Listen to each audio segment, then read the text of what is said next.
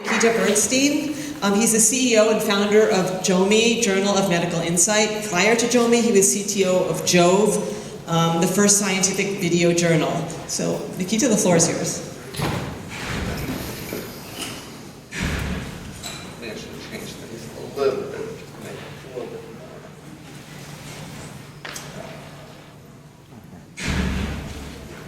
more.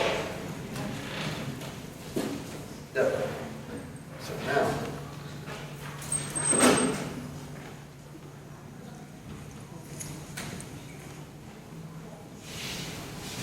yeah.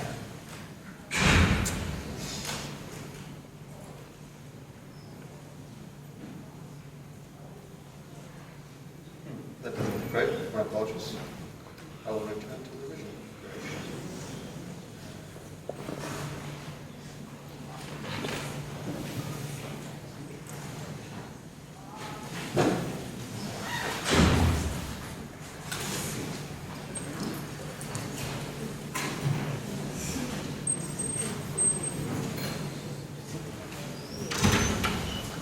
Alright, I guess we'll do things a little distorted. So,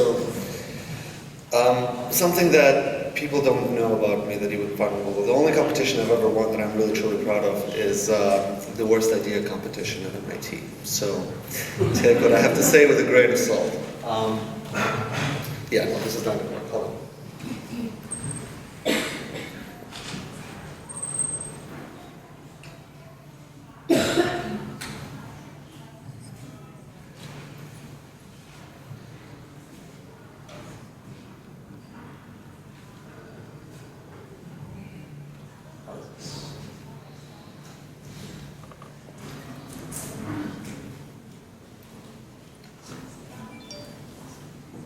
Settings.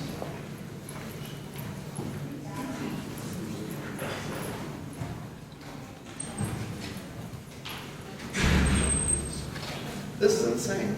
It will work okay. The resolution.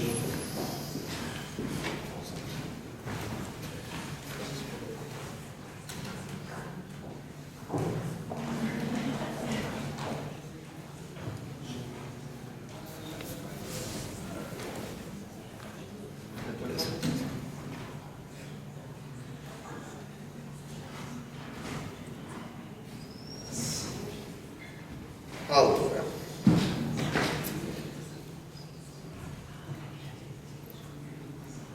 All right.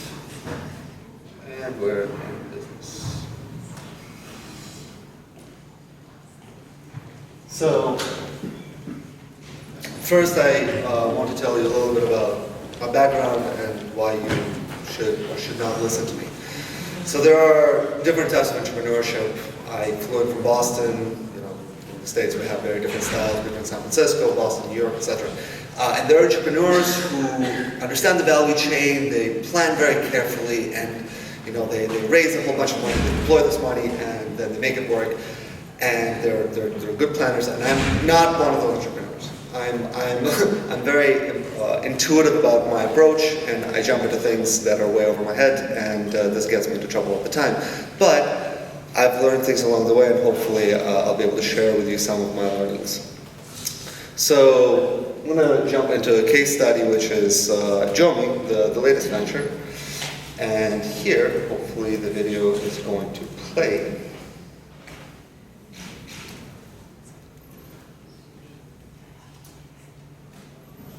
Hopefully the video is going to play. All right then. The video is not going to play. Oh, wait.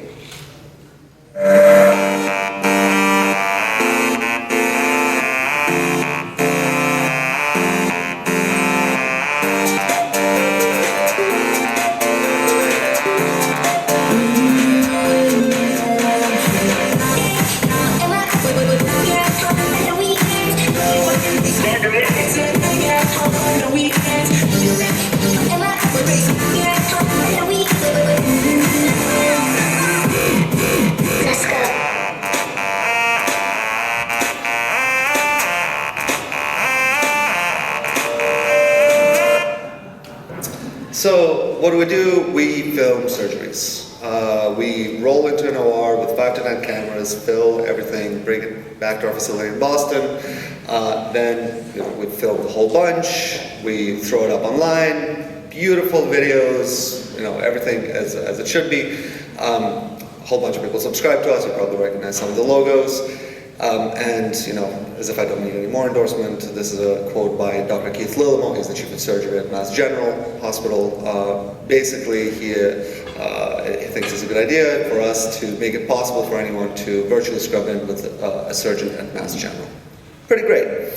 So, what role do we play in the medical ecosystem? Well, the problem we've identified is the gap between high-volume surgeons and people who are not high-volume surgeons but really want to be. Where is that relevant? Resident education, in rural areas, preparing for rare procedures, learning novel procedures. One thing I'm particularly excited about here especially is the cross-continental knowledge transfer, and trauma is one of those things that's always difficult to prepare for. So we are a bridge to high-volume surgeons who are really good at what they do. Mostly used by residents, medical students. We were surprised to find a lot of patients using us, and then realized that there's a correlation between pre-op anxiety and post-op outcomes, which was super cool. Attendings internationally, it's kind of interesting to see where traffic comes from, because we don't really advertise. Most of our traffic comes through Google, so believe it or not. You'd think like, great thing, medical education, this is amazing. And then I would call a librarian at a hospital, and this is the response I would get. And for me, this is a translation into, there's no process to assess informational resources, and there is really no feedback to me as an entrepreneur to figure out where I should go. And while there are a lot of informational silos that do exist, that can inform my activity, it is very challenging. I can't tell you how many hackathons I've been to with brilliant kids at MIT building stupid crap. So there are brilliant projects there, but there's a need for more communication. And this particular situation made me a little frustrated. So how did we solve the problem? We decided to, we pivot, we play, we're entrepreneurs. We decided not to charge on access, but to charge on usage. So we basically made our resource available. Anyone here can go, anyone in any country can go. We'll just monitor who's using it, and if you're at some poor hospital in an underfunded region, whatever, we're not going to go after you. But if you're Stanford, hi Stanford, you should probably pay us. I can say that because Stanford already pays us. So, what is education really is about? Because when you think about education, a lot of people think medical school, a lot of people think CME. At the end of the day, to me, it's about information flow, and the purpose of this information flow is to optimize outcomes. And some observations from a medical education perspective about some interesting plays that kind of I've observed.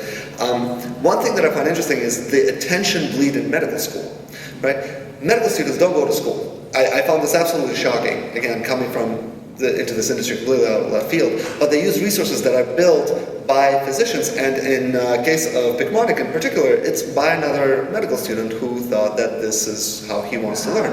So you have student paying money to the medical school and then going elsewhere to learn things. You have plays like Up to Date, Touch Surgery.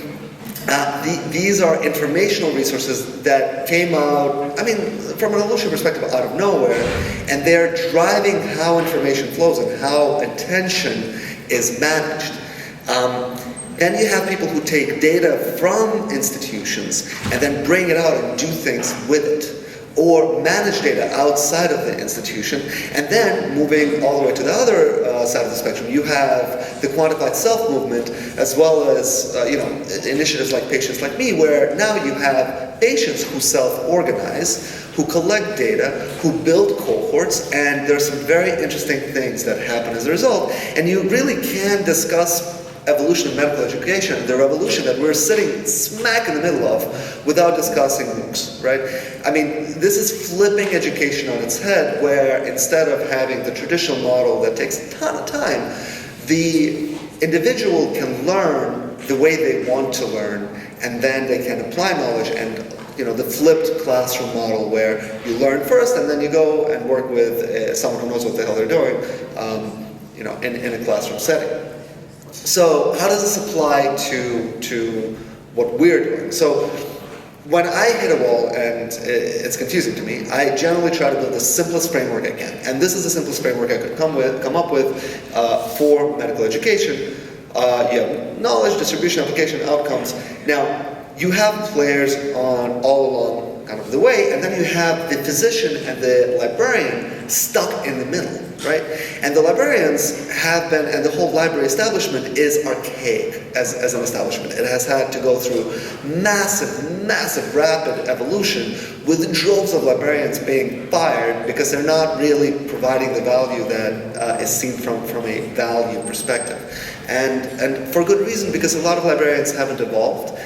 Although there are tons of really great kind of stories that I can go into on a separate occasion of librarians who have switched gears and began specializing and began seeking out how they can improve the institution, the outcomes within the institution they're in. So what's changing? In my opinion, everything. But the fundamentals are you need data in order for us entrepreneurs to build things. Because then we will build content, we'll go seek it out. If we know that there's a high volume surgeon who gets great outcomes in place A, and there are terrible outcomes elsewhere, we will go film in A and distribute it in B. But then we need also the delivery mechanism, which are also archaic, and I'm going to be making some recommendations in a few minutes. But one thing I find particularly interesting is the integration between Epic, which is an EHR system, and UpToDate.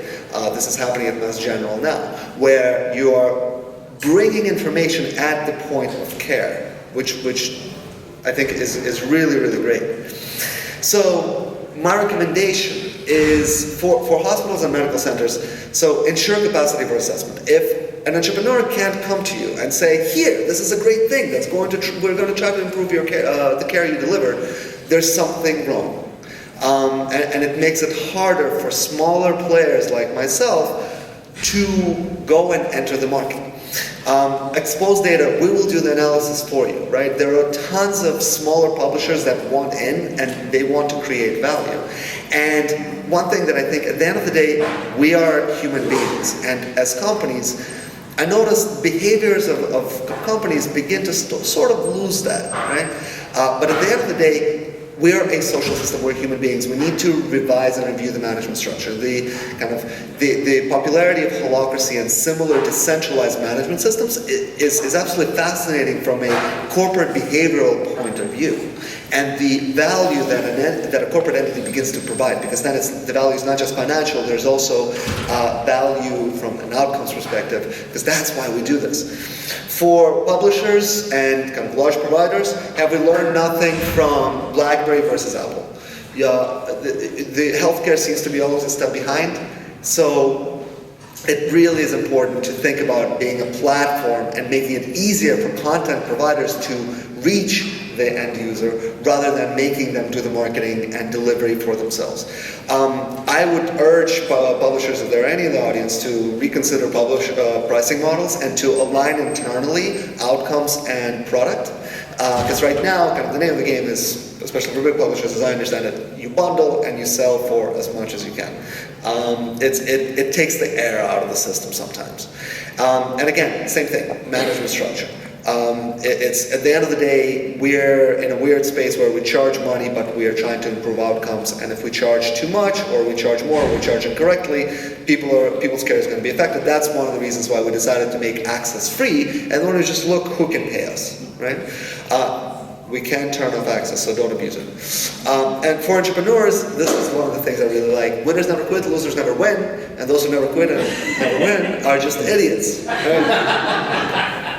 And we, as entrepreneurs, I have been doing this long enough that I feel I can say this. We're just one stop away from being idiots. It's you try and fail, and one of the things I would urge any young entrepreneurs who are just getting into this, it looks super sexy from the outside, but when you've been doing it for years, you do hit dark times. Do not despair. Keep going. Because you can always pivot, you can always figure out, and the one thing that I find fascinating is the CEOs who have done this a bunch of times, we will support each other. So you're not alone, come to me. So at the end, medical education is not just about education. It's about aligning knowledge and outcomes, and we're doing our relatively small part in terms of taking the next evolutionary step by increasing exposure to within the surgeon community, but I think the narrative is global. So if I were asked, like yesterday there was a question asked the panel, you know, what do you expect to see in 2020? And if I were asked what would break the system, I think the system is actually not going to change from the inside as much as it will change from the outside. And you're already seeing hints of it here and there. And again, worst idea competition, so take this with a grain of salt. But I think it's going to be an external patient-centric system that is eventually going to allow for really significant innovation that's going to drive medical education to optimize it for outcomes. So that's all I got.